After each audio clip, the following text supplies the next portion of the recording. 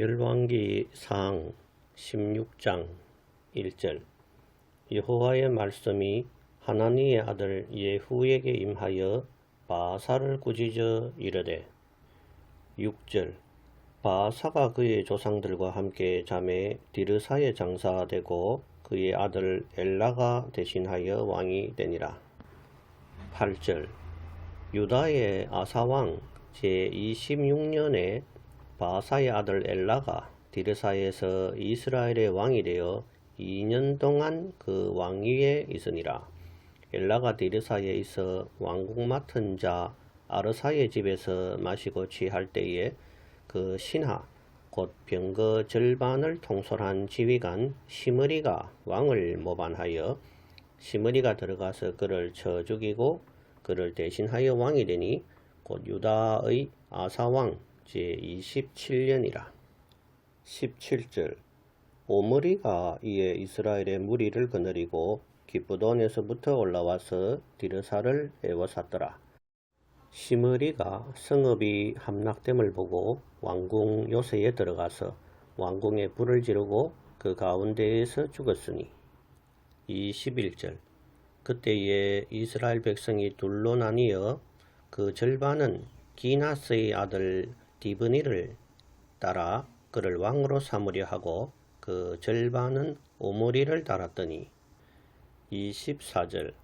그가 은 2달란트로 세멜에게서 사마리아 산을 사고 그 산 위에 성읍을 건축하고 그 건축한 성읍 이름을 그 산 주인이었던 세멜의 이름을 따라 사마리아라 일컬었더라.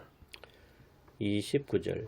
유다의 아사왕 제38년에 오므리의 아들 아합이 이스라엘의 왕이 되니라. 오므리의 아들 아합이 사마리아에서 22년 동안 이스라엘을 다스리니라. 31절. 느밧의 아들 여로보암의 죄를 따라 행하는 것을 오히려 가볍게 여기며 시돈 사람의 왕 엣바알의 딸 이세벨을 아내로 삼고 가서 바알을 섬겨 예배하고. 33절. 또 아세라상을 만들었으니 그는 그 이전에 이스라엘의 모든 왕보다 심히 이스라엘 하나님 여호와를 노하시게 하였더라.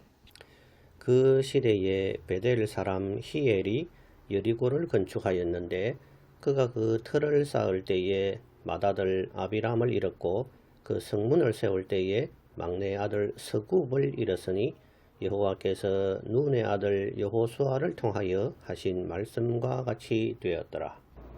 시므리라는 사람이 엘라 왕을 죽이고 일주일간 왕위에 있었습니다. 이 사람은 병거의 절반을 통솔한 장군이었다고 성경은 기록하고 있습니다. 그러므로 군인 쿠데타의 시조가 되는 사람입니다. 이후에 예후 장군이 오므리 왕조의 마지막 왕인 요람을 죽이고 그 어미 이세벨을 죽이려고 이스라엘로 내려갔을 때에 이세벨 왕비가 예후에게 하는 말이 주인을 죽인 너 시므리여 평안하냐 하고 비꼬는 장면을 볼 수 있습니다.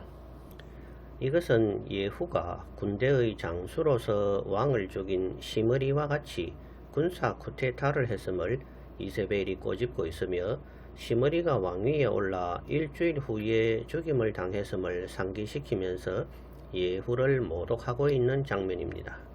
예후는 이세벨을 죽였고 남왕국의 왕 아하시아의 친척들도 죽이고 아합 집안의 왕자들도 모조리 도륙내는 장면을 봅니다. 이에 하나님은 얼마나 속이 후련하셨는지 예후 가문에 4대에 걸쳐 왕이 날 것이라고 말씀하셨습니다.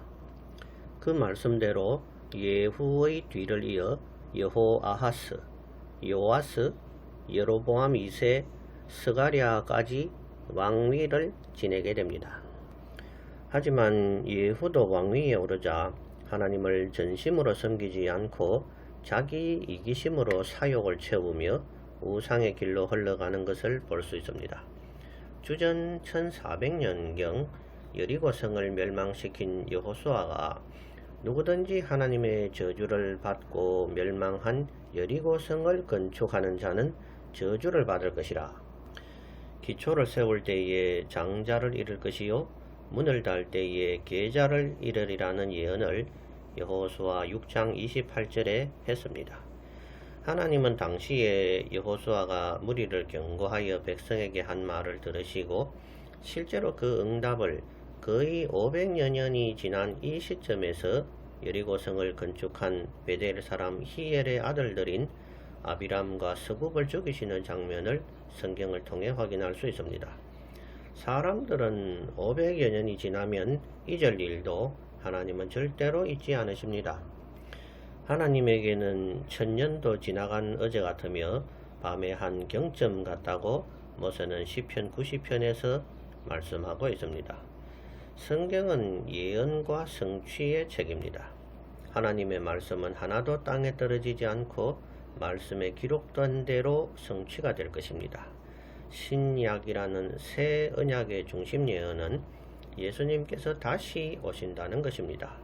이것을 주님의 재림이라고 말씀하고 있으며 2000여 년 전에 오신 예수님은 죽어 주시기 위해 오셨다면 다시 오실 예수님은 심판주로 오시는 것입니다.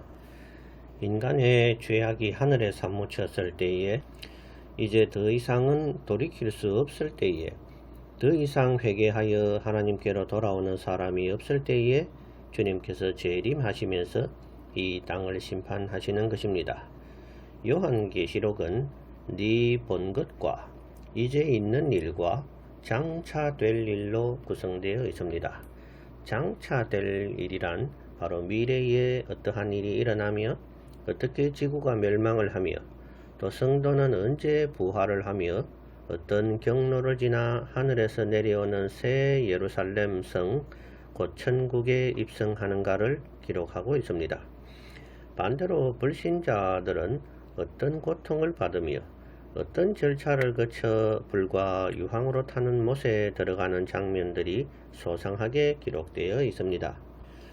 요한계시록에 의하면 지구는 멸망을 하며 미래의 적그리스도가 나와서 온 세상을 장악하며 666표를 강요하게 되며 이 표를 받는 자는 매매를 못하게 되며 또한 이 표를 받는 자는 다시는 구원의 기회를 가지지 못하고 멸망될 것이라고 기록하고 있습니다.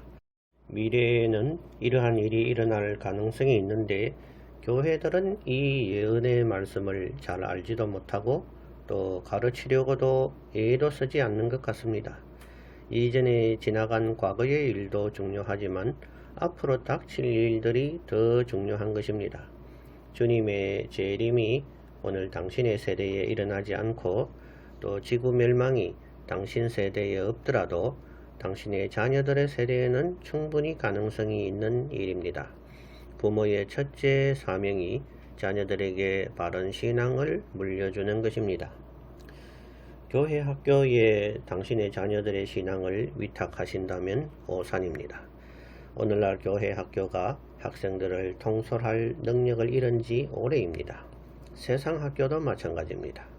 학교에서 매가 사라진 지 오래이고 교회 학교는 교사들이 아이들 눈치 보기에 급급합니다. 오직 깨어있는 부모들만이 오늘 당신의 자녀를 교훈할 수 있으며 또 신앙 교육을 시킬 수가 있는 것입니다. 그러려면 부모가 먼저 성경을 알고 깨어 있어야 하는데 부모들도 성경을 모르기는 마찬가지입니다. 또 교회에서 성경을 안 가르치는 것은 오래된 일입니다. 요절 하나 읽고 온갖 세상 이야기들을 비유로 예화로 들어 복받고 잘 될 것이라고 평안할 것이라고 주장하는 기복적인 설교를 듣고 성경 말씀을 배웠다고 생각하면 큰 착각입니다. 스스로 성경을 읽으며 그 속에 참 하나님의 뜻을 발견하고 노력할 때에 하나님은 당신의 귀를 여시고 깨닫는 마음을 주실 것입니다.